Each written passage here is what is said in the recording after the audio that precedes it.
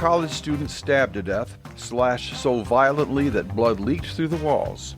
But the media refused to say stabbed, knife, or slashed, selectively sanitizing the news today on The 10th Man.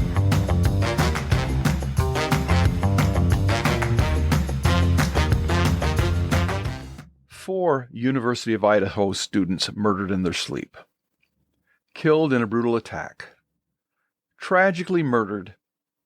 Horrific quadruple homicide. Those are some of the news quotes and headlines that we've seen in the last 2.5 years. Funny, isn't it? A house soaked in blood. 4 students butchered. A knife attack so gruesome the walls leaked blood to the outside. And yet, ABC News never once said stabbed. At least, not until the knife sheath was found and introduced into evidence, and they kind of had to mention it. You need to understand that the Moscow murders weren't just bad. They were gruesome beyond belief.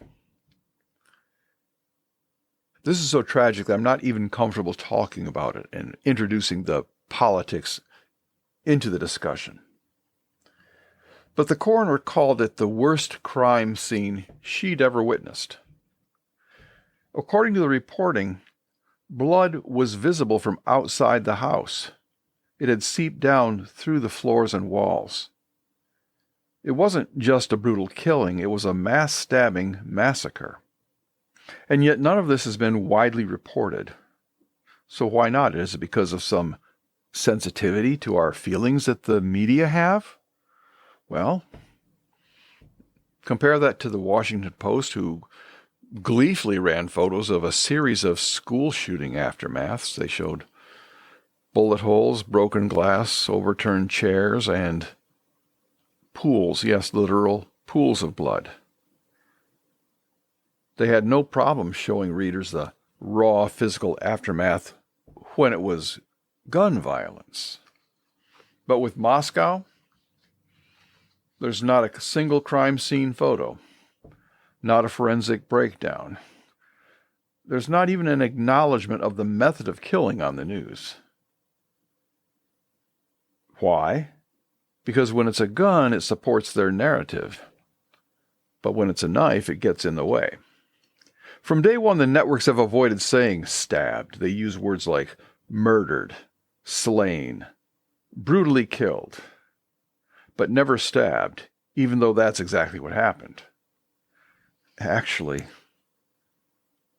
would that it were stabbed, because apparently they were slashed.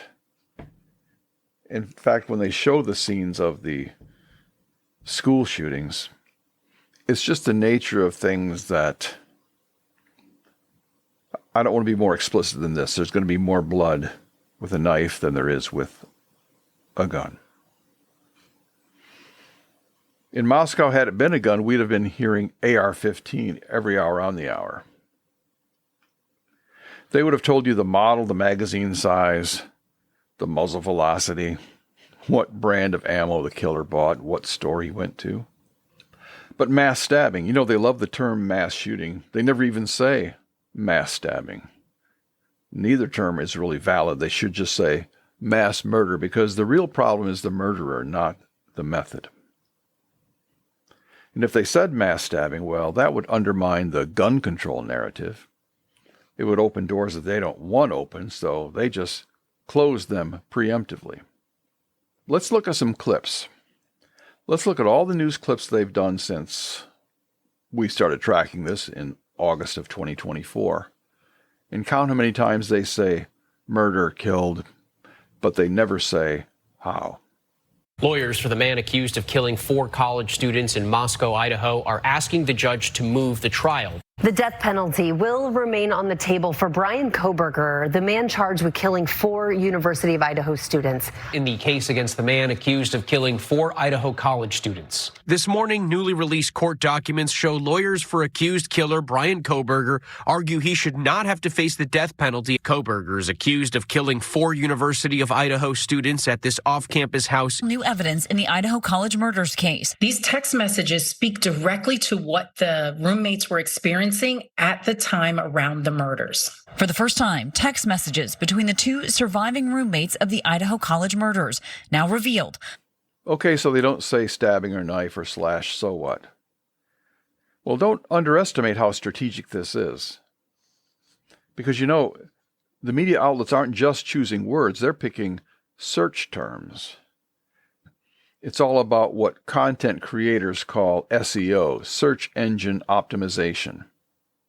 And the media outlets are engineering what turns up in searches. You see, if you repeat mass shooting enough times, then that's what will dominate search results in recommendation engines like Google or AI. But if you start saying mass stabbing, and we do have mass stabbings, suddenly your audience might realize that guns aren't the only tool for mass murder. And now the narrative's at risk. So it's very deliberate. The media deliberately suppress certain words, and it's all calculated. And it's not to protect the public, but to control what the public finds. Everybody's relying on Google and on AI, and the media are training the algorithms to obey their framing of the news. This wasn't a one-time strategy. There's another case, the Delphi murders, where 2 teenage girls were found on a hiking trail in Indiana. They too had been stabbed and slashed to death. But listen to these news clips from ABC. Now to Indiana and a guilty verdict in the murders of 2 young girls. There was no DNA evidence, but eventually prosecutors linked an unspent bullet from the crime scene to Allen's gun. An unspent round was found at the scene and traced to the killer's gun. Or this one. 2 girls were murdered in Delphi, Indiana. Here's ABC's Alex Perez.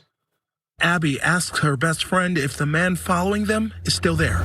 Abby and Libby were ordered down that hill, police say, at gunpoint and killed. The girls were forced down the hill at gunpoint and killed. Shouldn't there be a disclaimer to say they were not shot? They want you to think that the girls were shot. This is terrible. They're actually exploiting the murder of these 2 girls to reinforce their gun control narrative. They weren't shot, they were slashed and stabbed. The coroner confirmed it, the defense didn't dispute it, but the media still led with the gun, even though the gun wasn't fired. Because if there's a gun in the room, that goes into the headline. But a knife, they bury that. How much more deliberately could the press be misdirecting us? It's a case of narratives before facts. And here's another example where it actually gets insulting. In August 2024, during the exact same ABC News segment covering the Moscow murders, they ran another story. Well, it's in the crawler. A Syrian refugee had stabbed multiple people in Germany. They could have linked those two together, saying mass stabbings are common in Europe, which they are, and they could have called it a rare mass stabbing here, but of course they never called it that. They never even said stabbing. But they did for Germany. In the crawler underneath the report for the same Moscow murders, they call it a stabbing attack in Germany. It's the same show, same segment. I'm actually surprised they didn't use the same, call it a mass attack in Germany, but for some reason they had no problem using stabbing when it happened overseas, when it involved a foreigner. Perhaps they decided that had no impact on U.S. policy debates. But in Moscow, it's 4 students butchered, and they refuse to say the word. So this is beyond just inconsistency. It's an editorial decision with a goal to protect the narrative. They control the framing and avoid terms that derail their agenda. Isn't it odd that normally in the news, the expression, if it bleeds, it leads. The news should have been cashing in on this. And can you imagine the discussions in the ABC newsroom between the people who are the bean counters and the policy people? The policy people are true zealots. because the policy people put their gun control narrative above all else, including profits. Can you imagine, again, the bean counter saying, we've got to go with this story. This is ratings gold. And the editorial staff won out. Nope. We have to bury this. We can't have people thinking that knives are as dangerous as guns. So now we come to the cashing in, because the Moscow trial is stalled because there's been a settlement. So the evidence is sealed. So holy smokes, now there's not going to be a trial where we all find out what really happened. And maybe that was the dodge that the policy people use, saying, well, don't worry, there's going to be a trial. It's all going to come out, all the blood and gore, and you'll be able to make all the money you want. But now that's not going to happen. So maybe that was the plan all along. Let's wait this out. Because now we're going to cash in. There's not going to be a trial, no testimony, no crime scene walkthrough with the body cam footage, no courtroom artist sketches describing the carnage. But instead, guess what we do get? There's going to be a James Patterson book. There's going to be a documentary from NBC featuring the victims' families. Patterson appeared on ABC with his co-author, and in that he said this. I'll tell you one thing. Anybody listening and watching, if you're disappointed because you're not going to find out what's happening in the trial, everything that would have been covered in the trial is covered in this book. Everything and so much more. Things about the police department there. Everything and so much more. So ABC wouldn't call it a mass stabbing when it mattered. But they'll help you buy it now that it's entertainment. The truth wasn't fit for the news desk, but it's great for the bookshelf. And for only $28.99, you can have your own copy. And this is the real media cycle. They bury the facts if they're inconvenient, and avoid words that break their narrative. They lock up the evidence behind legal and policy red tape, and then they repackage the story as entertainment. You know, there ought to be a law. A company that's supposedly a news outlet should not be allowed to profit by selling the same story back to you as a documentary, which is really entertainment. This morning, more than 2 years after the murder of their son Ethan, Stacy and Jim Chapin tell us in an exclusive interview they finally have closure. Ethan Chapin brutally stabbed to death in November 2022. Ethan's family sharing their story in a new Prime Video documentary about the murders. But that's how it works. NBC gets their dramatic docuseries. ABC gets their exclusive author interview. And James Patterson gets the royalties. So ahead of next week's sentencing, James Patterson and Vicky Ward discuss their new book about the murders and lift the veil of secrecy that has shrouded this case for more than 2 years. The new book, The Idaho Four, An American Tragedy.